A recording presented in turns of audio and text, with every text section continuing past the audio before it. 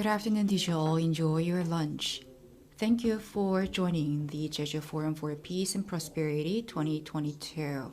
From now on, we would like to begin the session of corporate collaboration and integration for the planet. Once again, you can use channel number 1 for Korean and channel number 2 for English. With that note, we would like to kick off the session. Let me introduce today's moderator. He served as the International Monetary Executive Director, 7th Director of Statistics Korea, and Secretary for Finance and Economy in the Office of the President. And also currently, he is serving as the President of Human Development Institute and advisor to the Kim and Chang Law Firm. We have President Oh Jong-nam from HDI as our moderator. Good afternoon. Great to see you all. Before we begin, let me just tell you that I will be speaking in Korean now, and during the presentation, I would like to speak in English. One thing to note is that I always finish early than schedule. I think I am one of the most experienced international conference moderator, and I have never seen a person saying you shouldn't end the session before the scheduled time. So everybody's happy when I finish early, so I'm gonna do that too. And another thing, which is important, today we have 5 sessions currently being conducted right at this moment, but among these 5 sessions, you chose to be here. So I thank you all and welcome you all.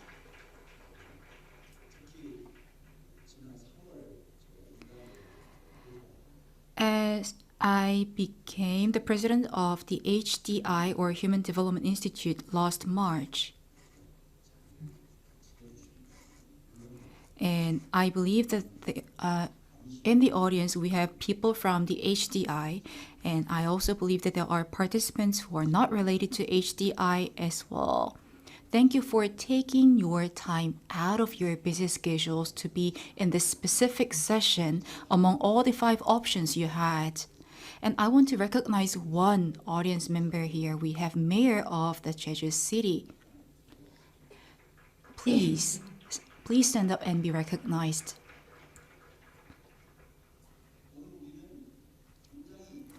Today, I would say we are all lucky to be here. I bet every single one of you know Google. And Google is one of the desirable workplaces that all young people want to go to, and we have invited Vice President of Google as speaker here. And I am here as a moderator to help Mr. President here in this session. So we are lucky in that we will learn a lot about one of the most beloved company in the world, Google.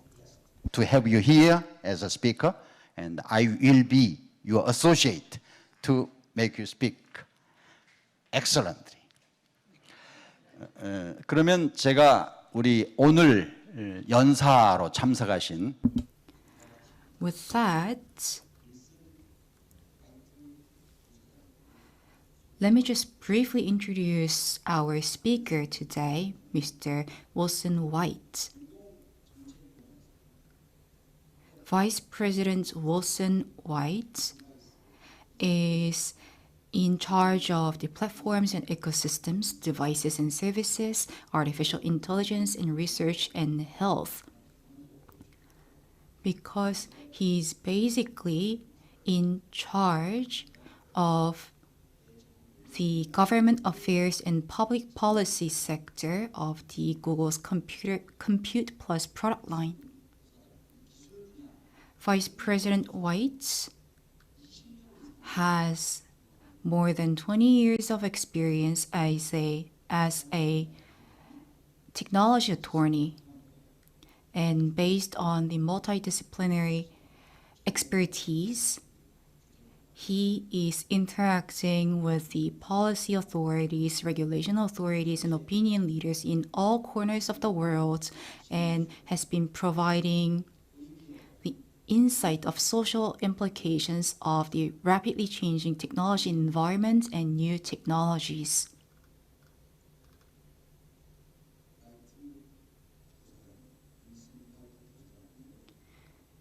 It is a great honor to have him here, and we would like to invite him up to the stage without further ado for his presentation.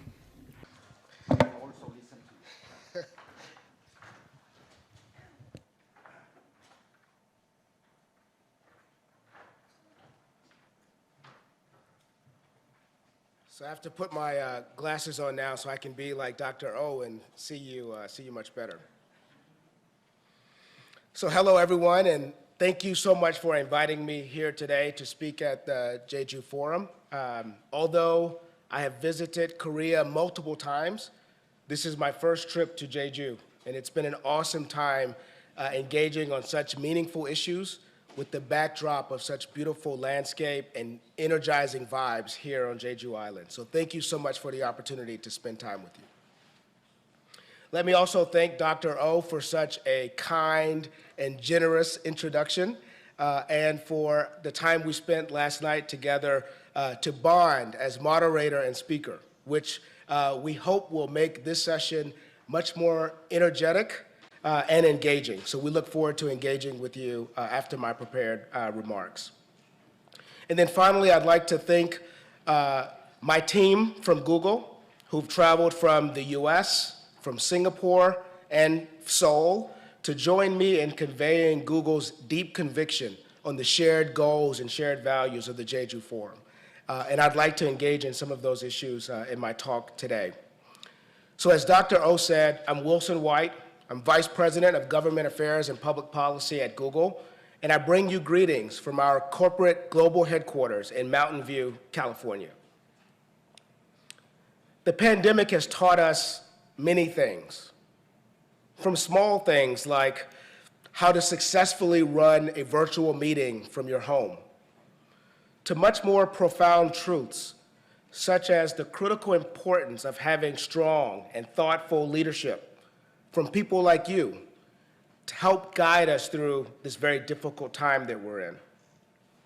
And in many ways, it's helped us all bring attention to our core missions, to serve people who need it the most.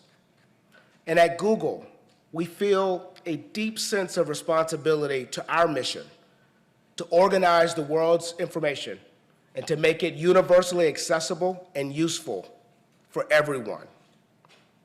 This mission drives everything we do at Google, whether it's helping people find helpful information about the pandemic or helping many businesses that thrive on the web, including businesses right here in Jeju and across Korea.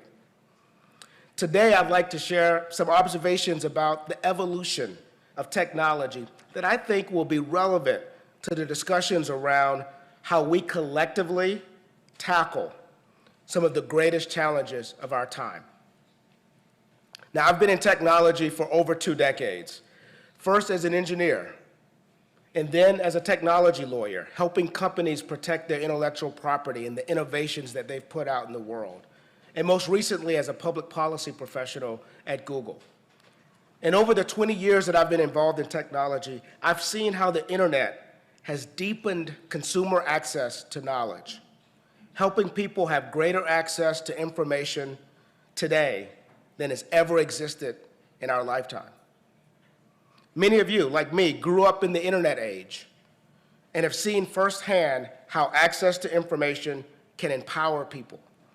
And I believe this is even more true with respect to our ambitions to address climate change and to do more for sustainability. Today, climate change is a profound risk. It's no longer a distant threat.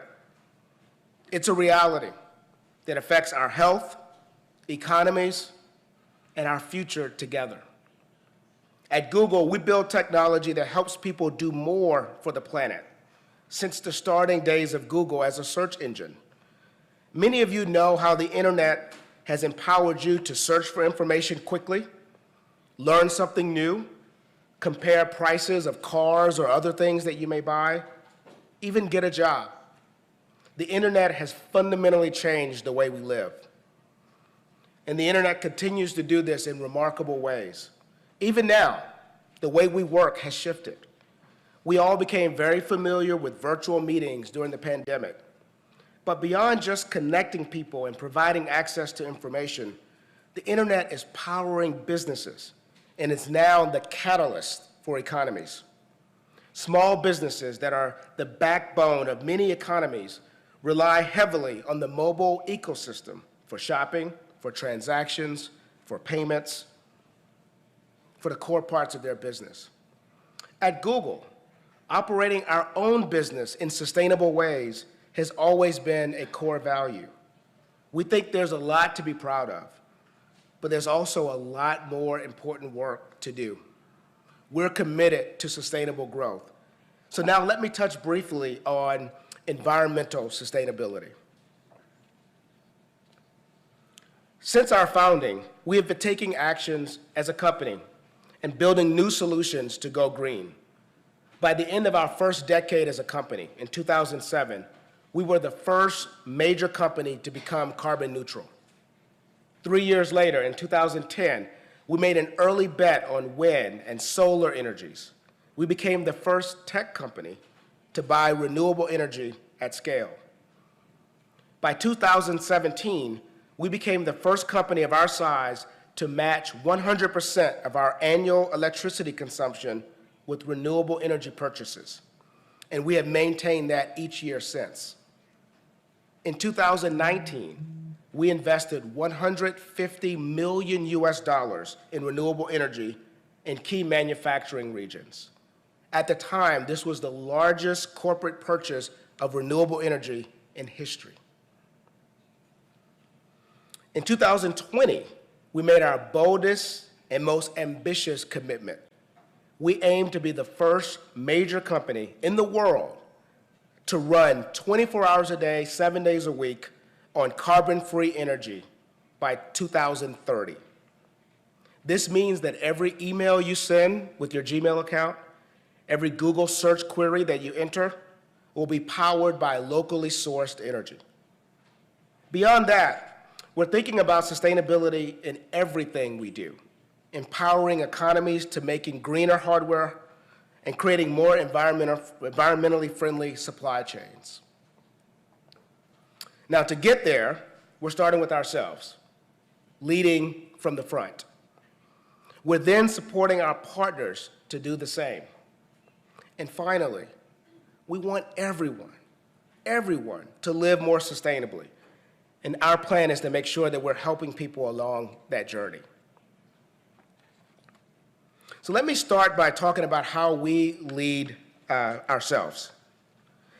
And this is important because for Google, in order to achieve that goal of being carbon-free by 2030, we have to think about how we operate our business more sustainably. We see it as an important responsibility and also the best way to innovate, to iterate, and share best practices with others. I want to touch now on Android and Google Play, because to me, these two platforms represent the best of Google.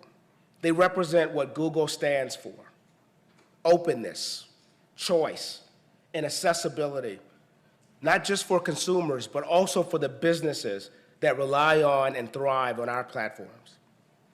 The underlying principle of the web that you can identify as probably the most singular reason for the success of the internet and for the businesses that have thrived on the internet is the concept of open platforms. And in my experience over the past 2 decades in technology has taught me anything, it's that open access drives innovation. And at Google, we strongly believe in making technology open and freely available to others. That's why Android, our mobile operating system, is an open source system. Anyone can use Android, with or without Google's other services. And this results in Android being the engine for mobile software and hardware innovation, empowering hundreds of manufacturers to build great phones, great tablets, and other devices. Now, many of the companies here in Asia and in other parts of the world are what we call mobile first. That's where users are accessing the internet first from their mobile phone rather than a desktop computer or a laptop computer. And the extensive reach of Android. Today, there are 3 billion Android devices around the world. That extensive reach means that countless people around the globe have affordable access to the internet from an Android device. I'm proud that we at Google have played a role in many countries' rapid technological development. For example, in the US, the Android app economy has created more than 2 million jobs, from software engineers to mobile app developers, even the human resources people that support those operations. It's really an engine of economic growth.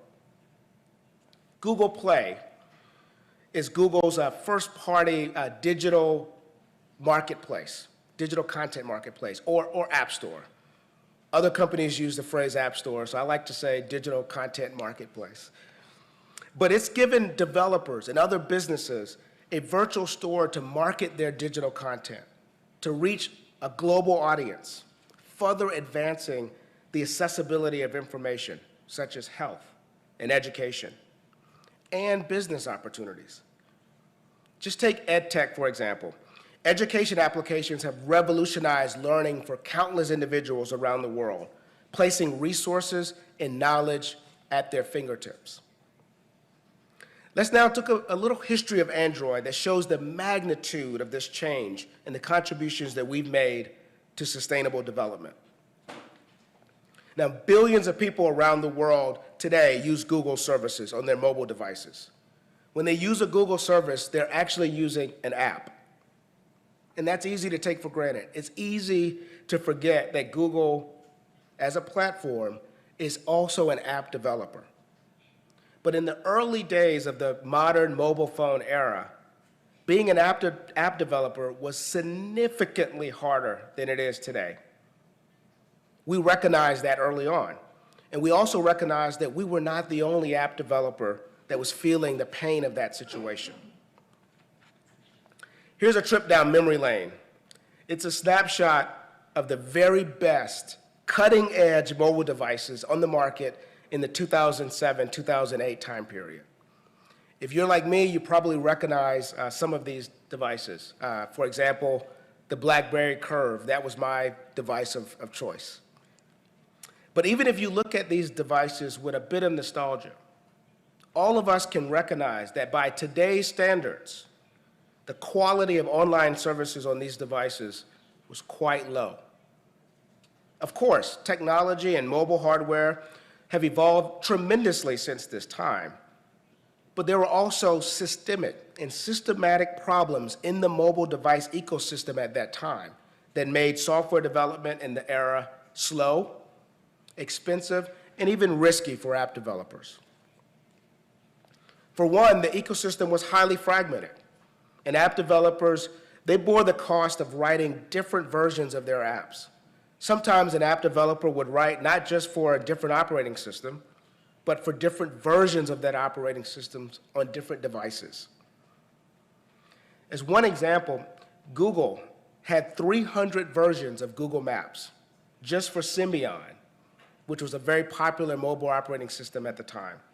Our engineers actually had closets full of these devices so that they could test and debug their code for all the different devices that existed.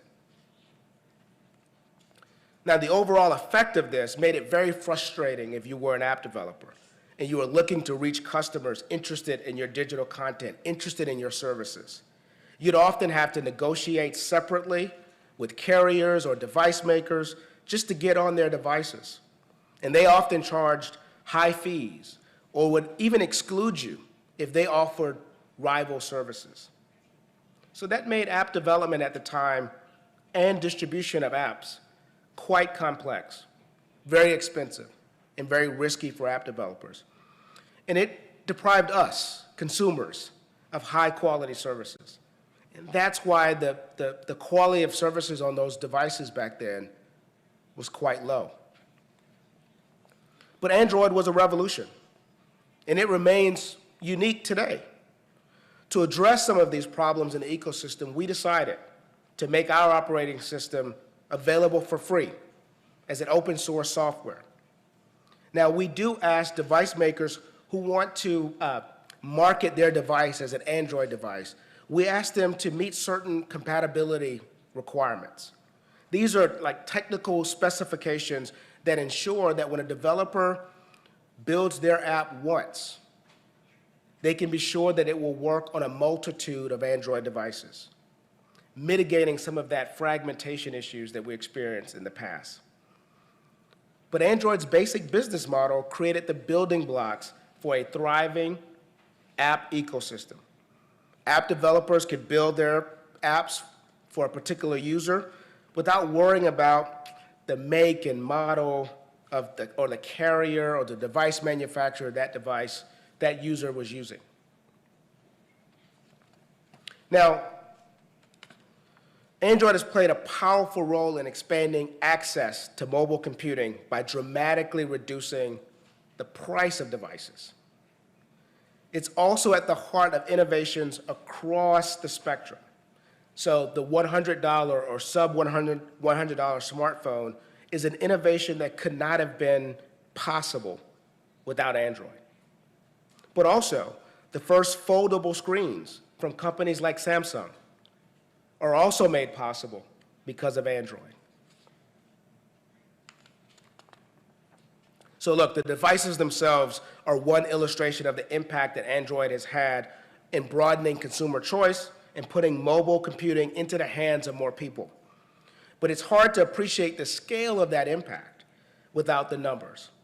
So this is a story that started with us as an app developer wrestling about how we and other developers facing the same challenges could get our services into the hands of consumers easily and in a more affordable way.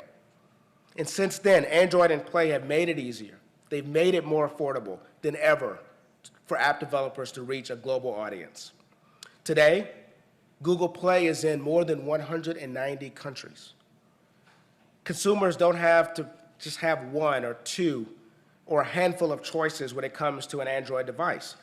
There are 1,300 companies making more than 24,000 different Android devices. There are more than 2 billion active users on Google Play and more than 3 billion Android devices around the world. That's massive scale, and we're proud of that achievement. Having access to information and services, that not only helps economies leapfrog in their technological development, but it is also a critical enabler for sustainable development, economic, and social progress. All right, switching gears. Underpinning much of Google's software products is the cloud architecture powered by our data centers. Our data centers provide carbon-free energy that powers all of our core products and services. Every minute, we deliver millions of YouTube videos. We provide a safe marketplace for 2 billion people that are downloading and using apps through Google Play. And our Google Cloud customers need high-performance computing around the clock for things like email and file storage. Many of our products at Google have more than 1 billion users around the world. And even though that number continues to grow, we continue to be committed to carbon neutrality and carbon-free energy. So on average, a Google data center is twice as energy efficient as a typical enterprise data center.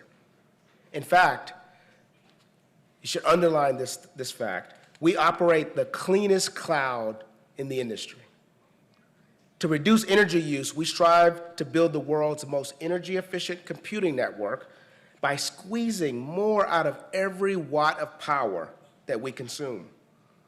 We're also the world's largest annual corporate purchaser of renewable energy. We really are committed. But looking forward, We're investing in data center expansions across the US, across Europe, and here in Asia. In fact, we recently added a third data center in Singapore. But not only do these investments enable us to create new careers and opportunities in the places where we operate, but they also make it possible to provide products and services that help boost economic recovery. Let's shift gears to hardware. Like Android and cloud, the consumer hardware technology that we've developed today is powered by AI and advanced software. Our hardware products are unique, and they help you get things done every day in a more convenient and more efficient way. Our family of hardware products include the Pixel phone. I'm a big fan. If you're not a Pixel user, check it out. It's a great phone. But also the Nest smart home devices and Fitbit, our fitness and wellness tracker. From designing our products to manufacturing and across our supply chains, we're working and thinking about how to address our environmental and social impact at every step of the way. Our goal is to achieve net zero emissions by 2030.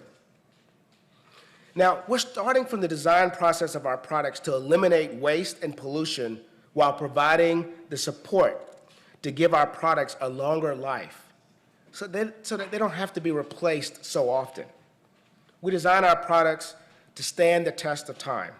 We ensure regular security and feature updates that last for 5 years so that products are longer lasting. Of all the plastic in the world, only a fraction is recycled.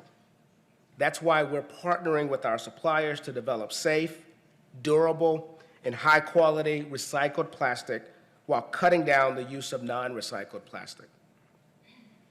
All of our Made by Google hardware products that launched since 2020 include recycled materials. And by 2025, we're committed to using recycled or renewable materials in at least 50% of all plastic in our hardware products. Packaging will also be 100% plastic-free and recyclable. So look, this is how we're leading the way on sustainability by starting with ourselves. Let's now discuss how we are supporting our partners to become even more sustainable. Eliminating emissions from our own operations is vital, but our impact is far greater when we enable others to do the same. We're deploying technology and resources to help our partners do just that. And this includes creating a sustainable supply chain. We aspire to create a supply chain model for the future that's inclusive and future-oriented. Safer manufacturing makes safer and healthier communities. So we expect the highest ethical standards throughout our supply chain, and we promote meaningful change at supplier sites and nearby communities. And that's why our supplier responsibility program has 4 pillars that help mitigate the risk and benefit people and places through responsible sourcing. First, we've developed a supplier code of conduct that sets expectations to protect the health, safety, and treatment of the people who work in our supply chain. Second, we have mechanisms that gauge how suppliers are performing relative to our standards. We identify potential risk and we address concerns. Thirdly, we work with suppliers and upstream communities to minimize the negative impacts of manufacturing, improve lives, and protect the local environment. And finally, we partner with NGOs, industry groups, suppliers, and peers to tackle issues that are bigger than any one company can tackle alone. Through these steps, we build an inclusive, tech-forward supply chain for the future. It's another example. In 2018, we launched what we call the Environmental Insights Explorer, or EIE, which empowers city governments with comprehensive climate-relevant data and technology to make meaningful progress on their own climate commitments. This is an important development, as half of Earth's population lives in cities. Cities increase living standards and opportunity. They spur innovation, and they encourage collaboration. They can also be the most sustainable way for people to inhabit our planet. So we wanted to address the reality that cities currently are responsible for 70% of the world's carbon emissions. And many cities don't have the data nor the technology to make meaningful changes and meaningful progress on their own climate commitments. So by the end of 2020, more than 400 cities around the world were using our EIE software and program, a tool that helps them understand their emissions and their solar potential and more clearly be able to act on that data. Let's give you one example of this. In Kyoto, it was the first city in Japan to aim for net zero carbon emissions by 2050. The EIE solar data was used to conduct a solar feasibility assessment and secure funding to support solar initiatives across the city. So EIE is helping the city measure, plan, and track progress toward their own climate actions. This creates a quicker pathway to better air quality, lower carbon emissions, and new green jobs. So we're very excited about the way EIE can really power cities to make meaningful change in climate. Now, we've made the bold commitment to help 1 billion people make more sustainable choices by the end of this year.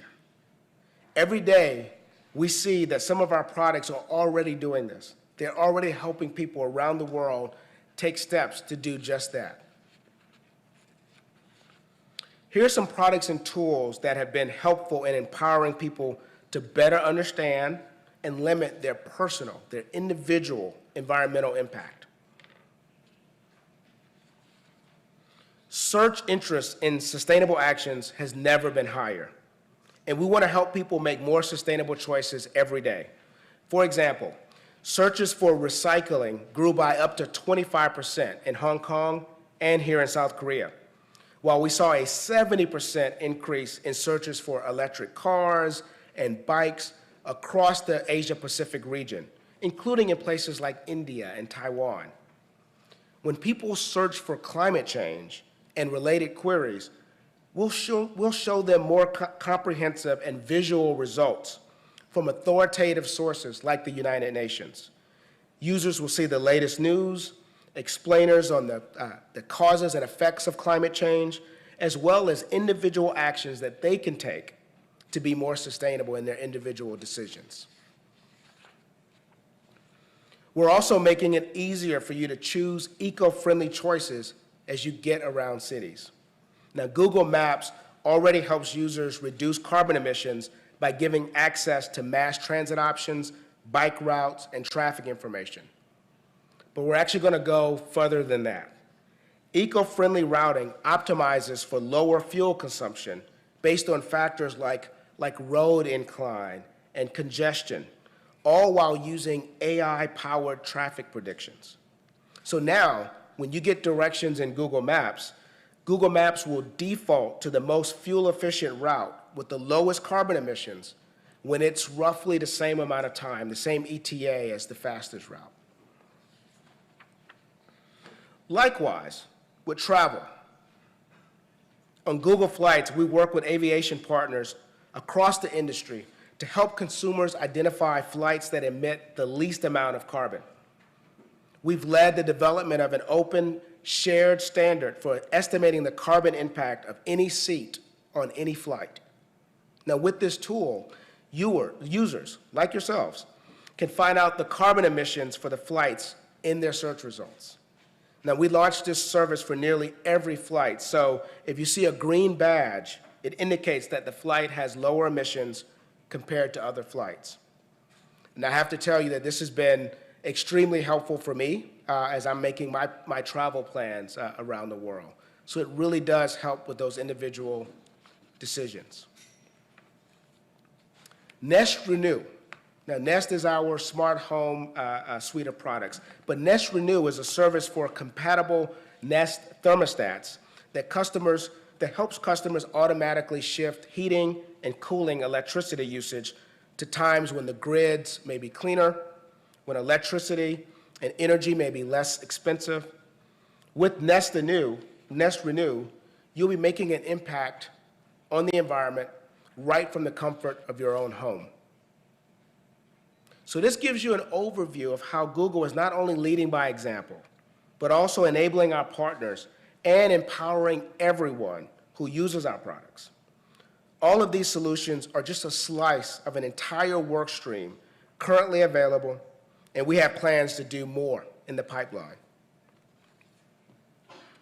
So in conclusion, as the world looks to rebuild for the future, we know that strong public policy action is critical to creating prosperous, equitable, resilient, and carbon-free economies around the world.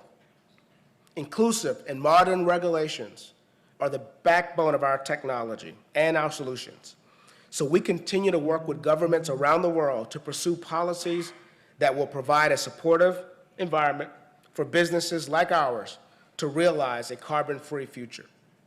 We're supportive of policies that strengthen global climate action through the Paris Agreement, the G20, and other multilateral fora to enhance international cooperation on climate change. Now, I want to end by saying that we're encouraged by everything that we've accomplished up to this point, but we're also energized by how much more there is to do. We have to remember that the web is actually very, very young. We're only a few decades into the internet age, and the success of the web today was not guaranteed 20 years ago. So I believe that we're at a critical and unique juncture in the history of the web. We have a once-in-a-generation opportunity to define not just the next 20 years of technology evolution, but the next 200 years of technology evolution. And I believe strongly that a clean and healthy planet is a core part of that next evolutionary wave. And it is a shared responsibility. It's not something that can be solved in one day. It's not something that can be solved by one company or one organization. It really is a shared responsibility. And that's why we're excited about the great work being done by our company, from advancing environmental sustainability and empowering others to do the same, and creating technology that makes countless of individual lives better. It's been a pleasure to be here at the forum. Thank you for your attention. Thank you for inviting Google to be a speaker at the Jeju Forum. I appreciate your time. 감사합니다.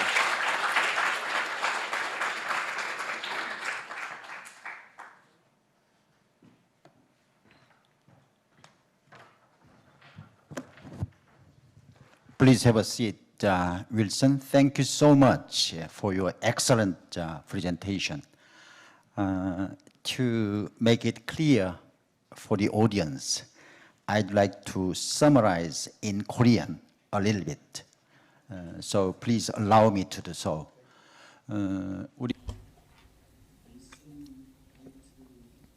Well, VP Wilson White of Google has majored in engineering and has gone on to law school, and he was in law for a long time, and now he's serving as the VP of public policy at Google.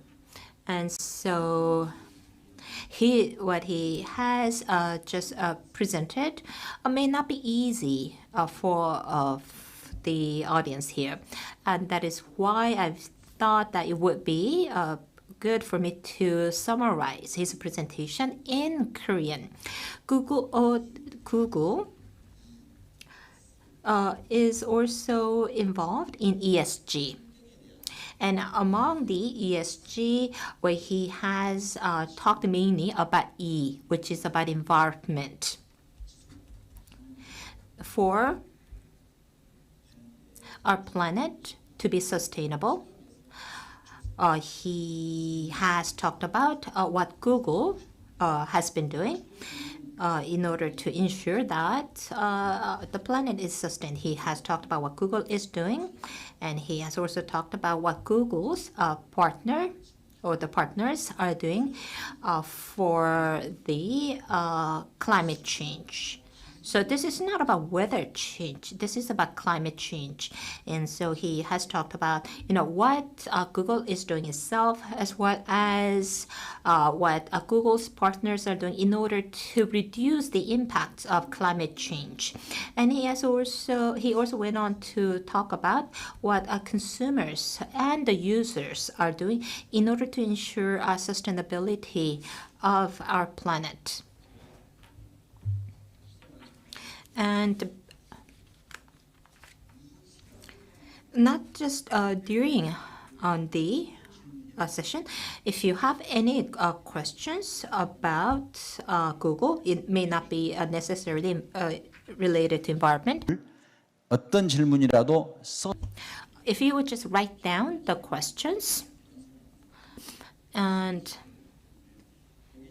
so if I know that there are notes available, and so if you could just write down your questions, somebody would collect the questions, and I would read those questions and ask the questions on your behalf. you some questions. Number one, ESG is prevailing around the world, and you presented focusing on the environment. But in terms of ESG, say, what is Google doing and preparing to do with regard to ESG? That's my first question. Thank you, Dr. O, for such a profound question. And it is at the core of what we think about every day at Google. When you think of ESG, it's environmental, social, and governance. And each of those pillars are part of how we think about our contributions to the world. And it's all rooted in a deep belief in technology's ability to improve people's lives. That really is what drives our decision-making at Google. If we do this thing, will it make people's lives better? Can technology play a role in improving this particular problem? Is it going to have a strong social impact? How do we govern ourselves so that we are a responsible innovator, that we're making the world better, that we're not having technology and we're not thinking about potential downsides of the technology? And so ESG is actually a core part of the Google DNA across the board. Thank you. Let's make it a little bit lighter. Say, you mentioned you mentioned several hardwares Google is engaged. Among those hardware products, what is your favorite? To make it light. Good question. So as I said in my prepared remarks, we have several hardware products at Google. Whether it's the smart home devices like Nest, and I have a Nest thermostat, as well as the smart home speakers at home. I like those. Fitbit, our fitness and health tracker. I like that. It keeps me with my steps every day. But I have to say that my favorite hardware is probably the Pixel phone.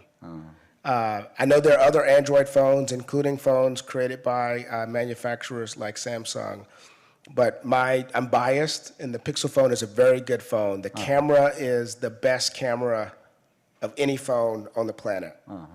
I'm biased.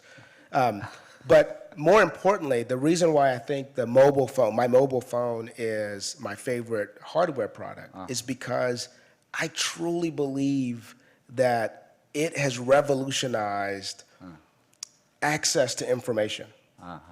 So a teenager from the villages here in Jeju today with an Android phone has access to more information in the palm of her hand than Bill Clinton, who I know spoke at the Jeju Forum a couple years ago, than he had when he was president of the United States in the 90s.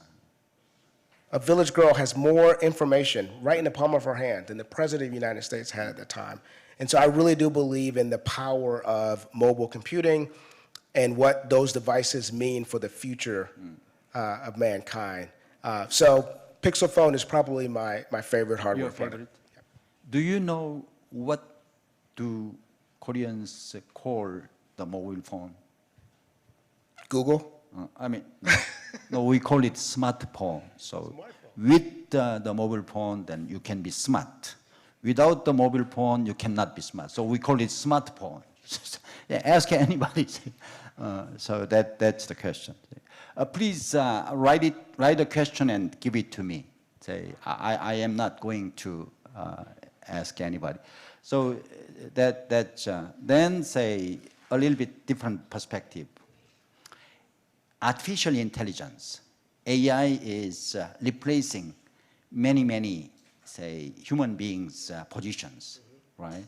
And in that regard, then what is Google's plan with respect to AI's replacement of human beings' positions? It's a good question. I'd like to take it a bit more broad and think about artificial intelligence and machine learning. This is a technology that we've been investing in at Google for over a decade. And only now, given some of the advances in computing power and computing more generally, we're starting to see some of the potential of this technology that's been an academic endeavor for 50 years, but we're now starting to see the potential benefits of artificial intelligence. And I have to tell you that whenever you have new technologies that have practical impact, yes, there's huge benefits, but there are also risks. And it's incumbent upon us to make sure that we're being very thoughtful about those risks. And that's why in 2018, Google published a set of AI principles that laid out the responsibility that we would hold ourselves to in the development and deployment of the technology as a way of governing how the technology will be distributed. So yes, there are some risks. Risk to jobs, as you alluded to in your questions, maybe a risk to ensuring that people have fair treatment under systems that may be using AI-powered algorithms. But for me, I'm more excited about the potential. I'll give you one example, if you don't mind. So diabetic retinopathy. It's the leading cause of blindness around the world. But it's actually very treatable if it's discovered early. Okay. But there are not enough specialists around the world who can actually read all of the scans and figure this out. And most people don't go to a doctor until it's too late. I see. The disease has advanced too late. So what we did at Google is we applied artificial intelligence to thousands of previous scans, eye scans. And the AI has been able to detect very early signs of diabetic retinopathy. So you can imagine a world in which now, with AI, we can use the specialists that we do have to focus on those cases where we really need them and help save people from going blind when they don't have to. And that's really the type of benefit that the technology can bring. It can solve some of the biggest challenges in health, in climate, in energy, in city planning. So I'm very optimistic about the power of AI. I think it's incumbent upon us to be responsible in terms of mitigating the risk to jobs and other societal issues. And Google is at the forefront of being very thoughtful in that space. Thank you so much for answering my narrow question broadly. So you mentioned the benefits of AI, and also you mentioned the risks of AI. So what I'm concerned as of now is what will be the most serious risks at hand, say, when we talk about artificial intelligence. Please share your insights about that. Yeah, I think The biggest risk, in my view, is if society is not being thoughtful about how the technology is developed and deployed. Fortunately, I think there's a huge policy conversation around the world in how we extract the maximum benefit from this technology while mitigating some of the huge risk in things like weaponry, in things like fairness, in things like jobs, right? So there's a huge policy conversation that's happening here in the Asia Pacific region, in Europe, in the US, in Latin America, globally around this. So while I do think there are big risks, I think as a global society, we're being very thoughtful about getting in front of those risks much early. So net, I'm very optimistic. I asked this question, say, about 1 month ago. I published an article, the benefit and risks of technology development. We only talk about technology development benefit, but we have to pay attention to the risks of those technology development because that also may create some problems for other human beings. That's why I asked the question, and thank you for your answer. And can I collect a question?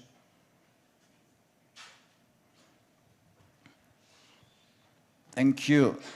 Wow, so many questions Lots we of have questions. to cover, right?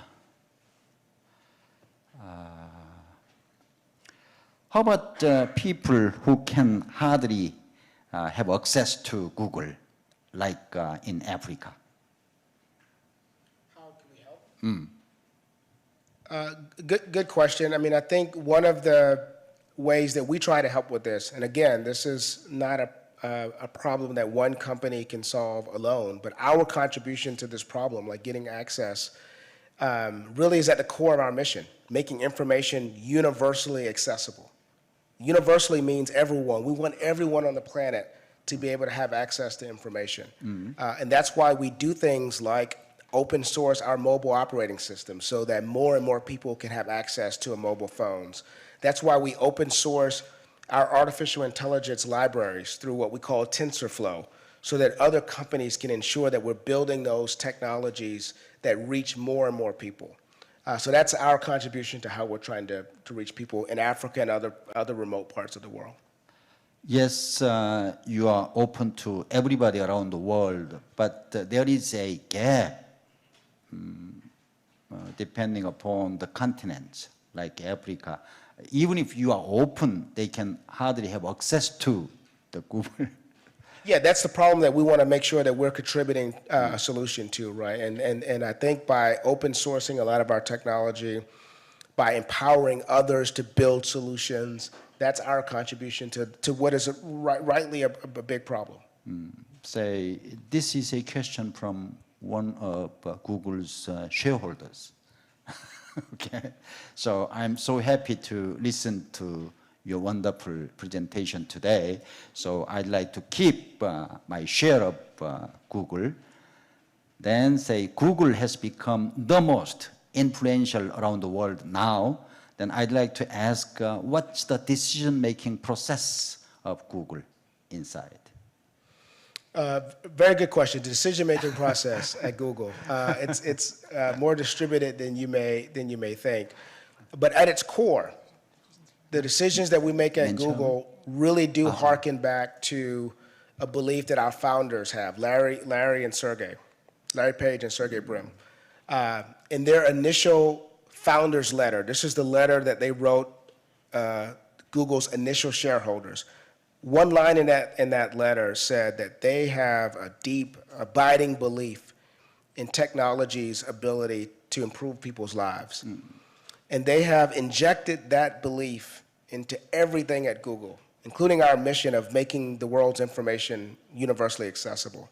And so as we're making decisions at Google, it's driven by that question. If we're going to launch a particular product, is that product going to make people's lives better?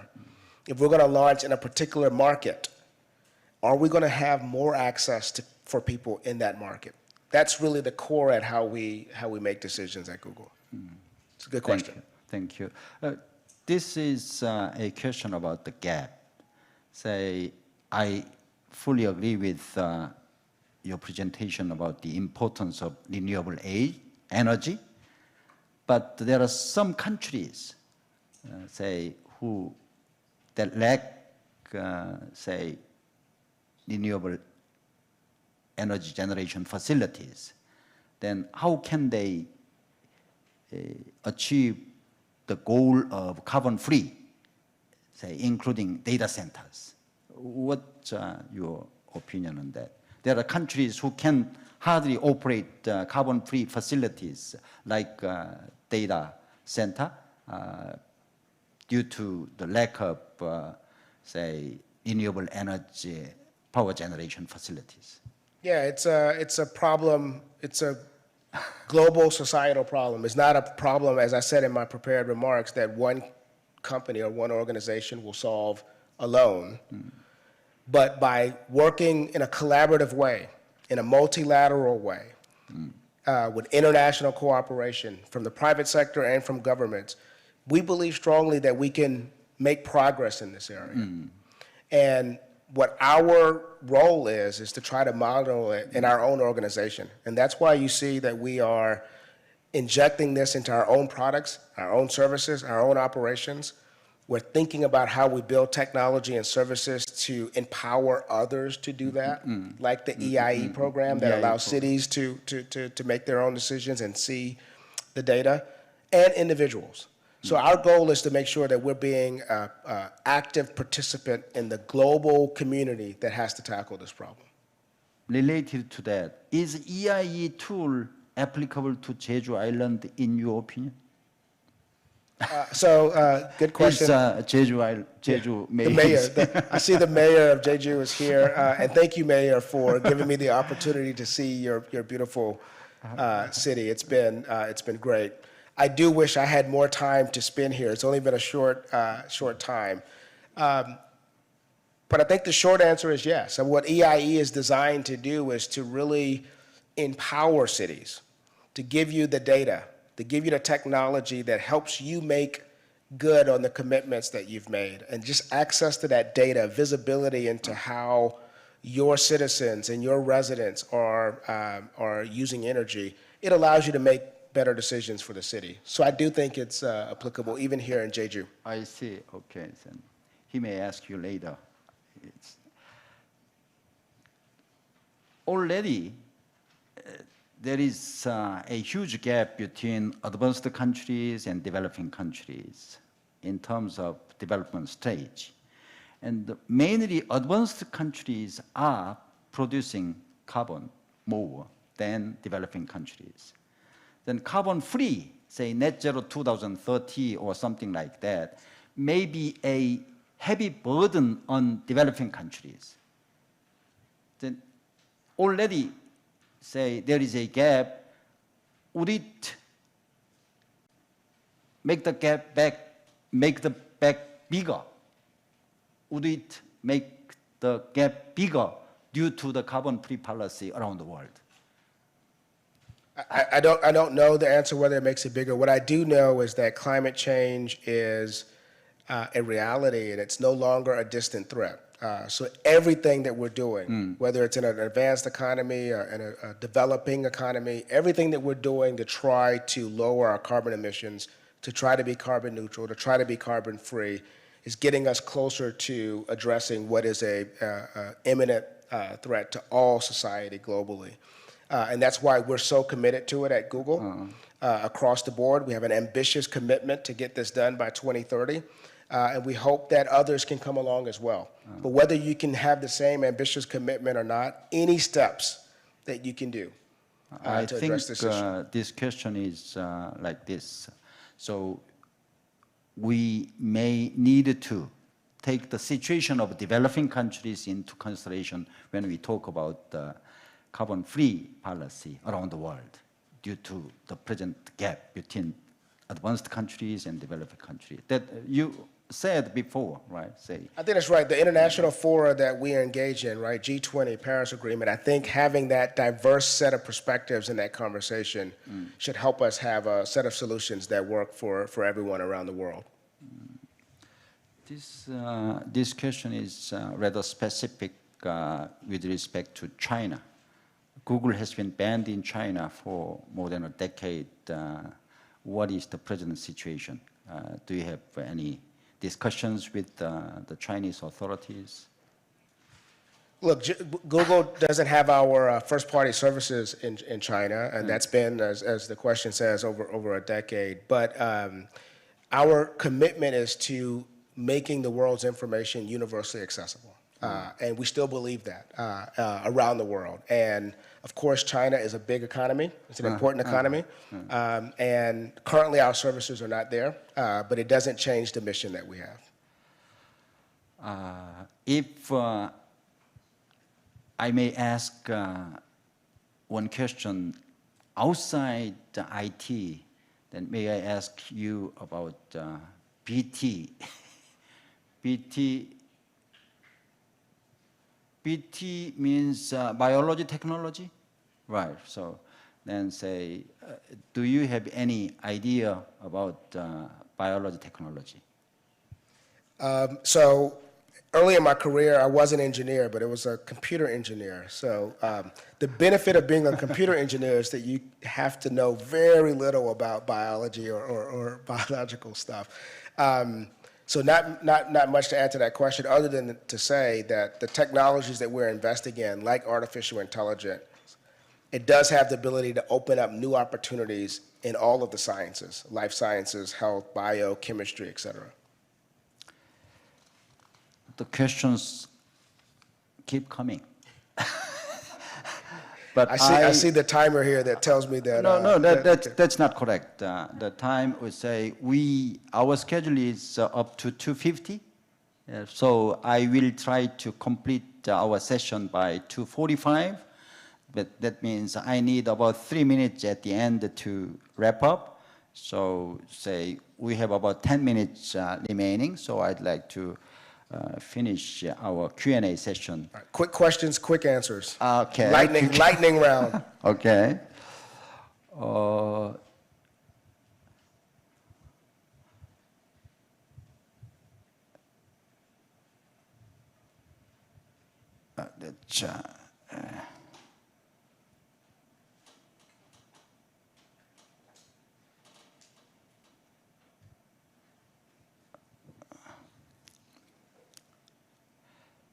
What do you think of your company's strength and weakness compared to other competitors?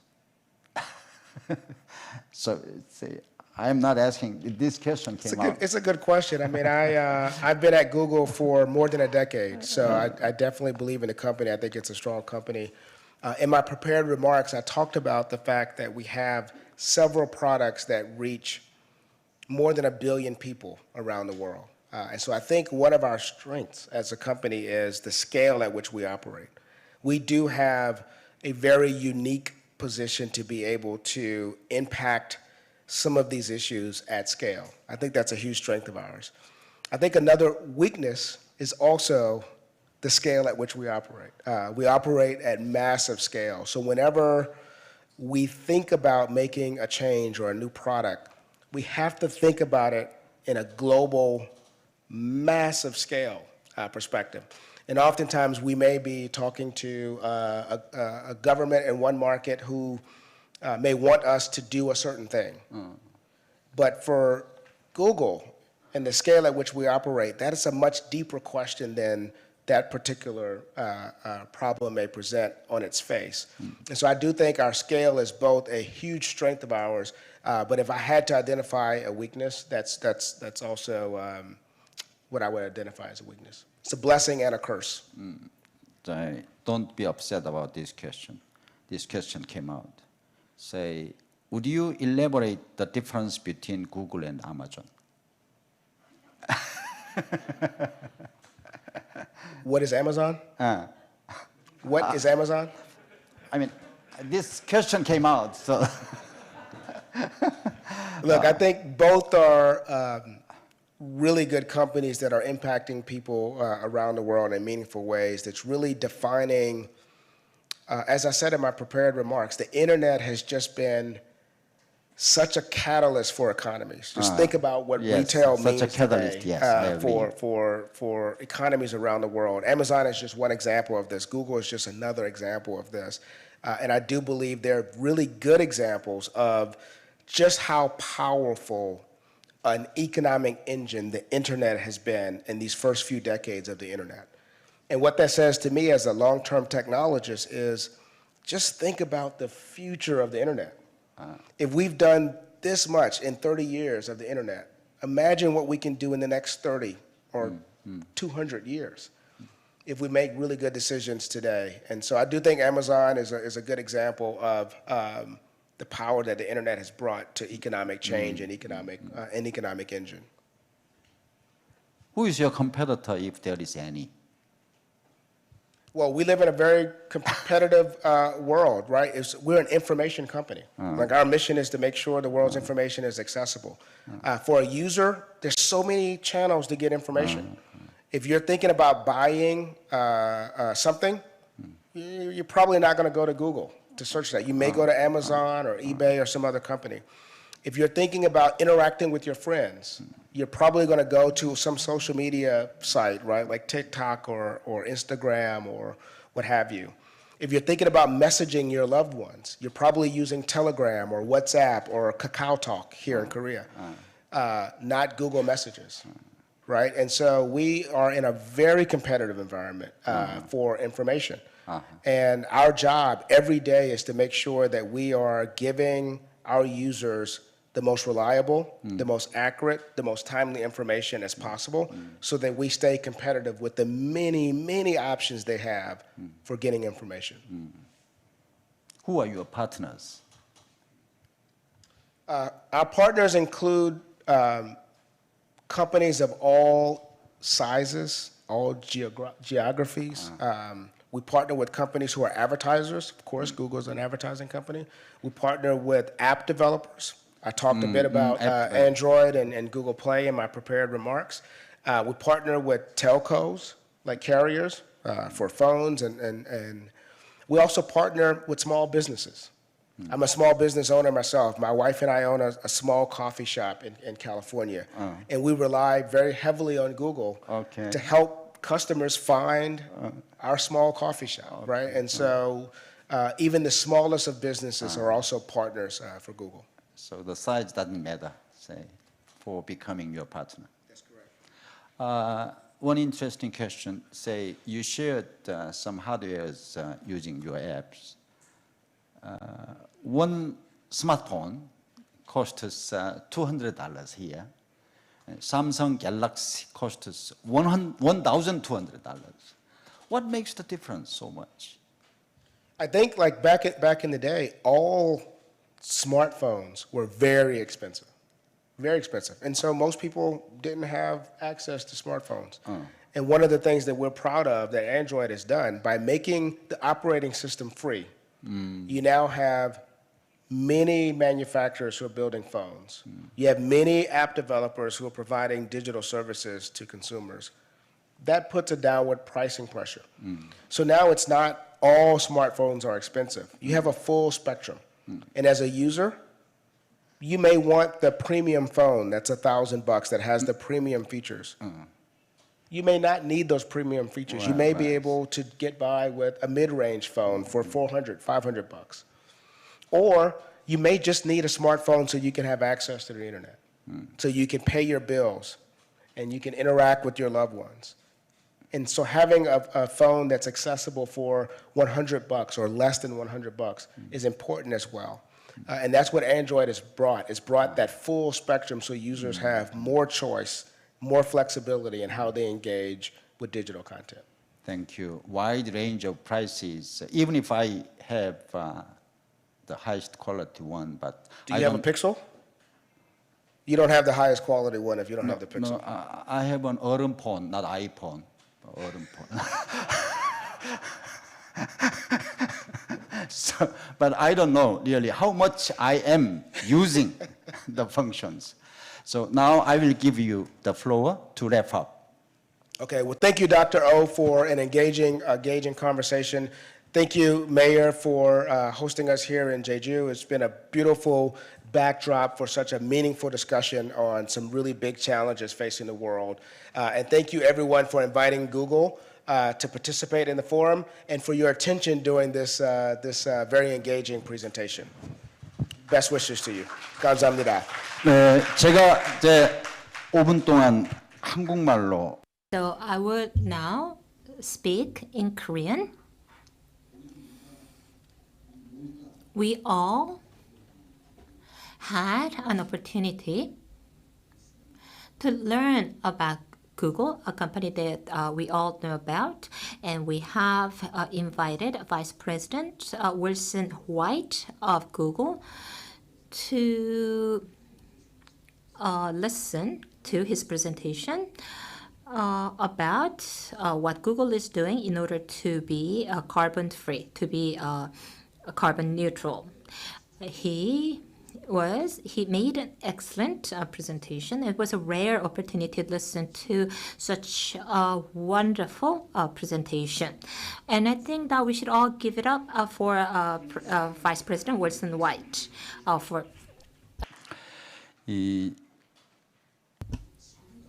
The planet that we are living on, 4.5 billion years ago, I was taught that the Earth came to be about 4.5 billion years ago. And I understand that the universe was created about 18 billion years ago. And the humanity as we know now came to the Earth around 40,000 years ago. That's or 10 or 20,000 years ago. And if we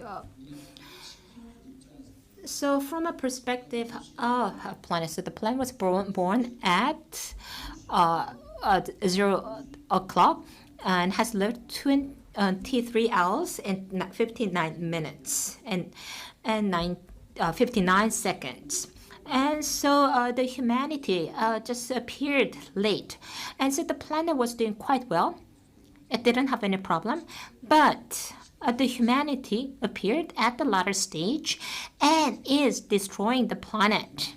It's a late comer that is destroying the planet. And as Vice President Wilson White has said, we have all thought that climate change is a very distant threat. But now, as you know, climate change is just right in front of us because we all are experiencing the implications or the impacts of climate change.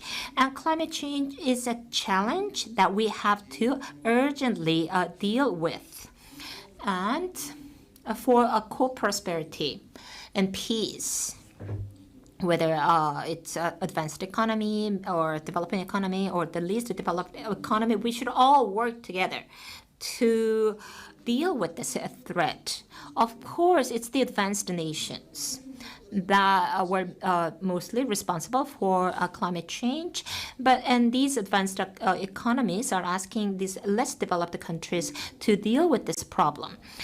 So this is, but since this is a Jeju forum, that is talking about co-prosperity and peace, at this forum we were able to deal with the important issue of environment and of climate change.